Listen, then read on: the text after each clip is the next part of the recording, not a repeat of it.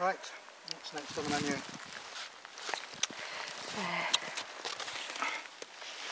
If you can sit over there somewhere and there'll be a wee bit of a view. Yes, that thing, that red thing. That's record. Okay, good.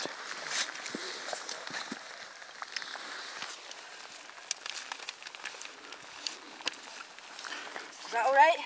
Round about there is great, yeah. Okay.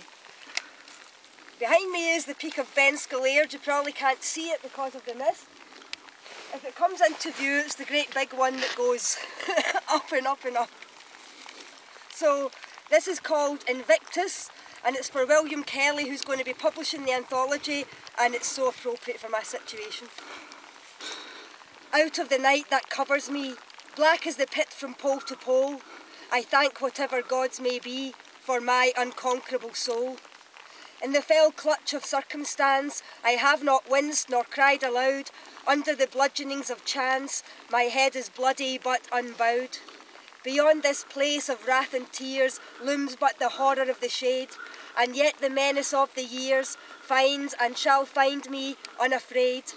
It matters not how strait the gate, how charged with punishments the scroll. I am the master of my fate, I am the captain of my soul. And this one's for... Sorry, who was that by? That's by William Ernest Henley. William Henley, yes. Okay. And this one is for Nicola Leach, a photographer who's also going to be working on the anthology. And this is by Agnes Marshall, and it's in loving memory of Alexander. A little boy, a special friend, a real little fighter right to the end. Gone from our lives, but not from our hearts.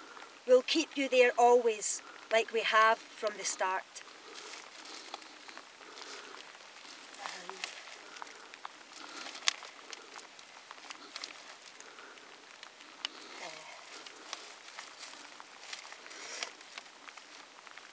This is for Wendy Miller, and it's by Wendy Miller, the poet and playwright, and it's called Death Holds My Gaze.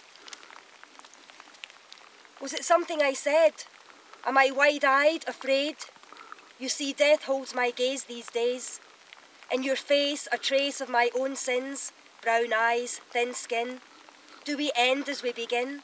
Is it me? Did I forget to be youthful and carefree?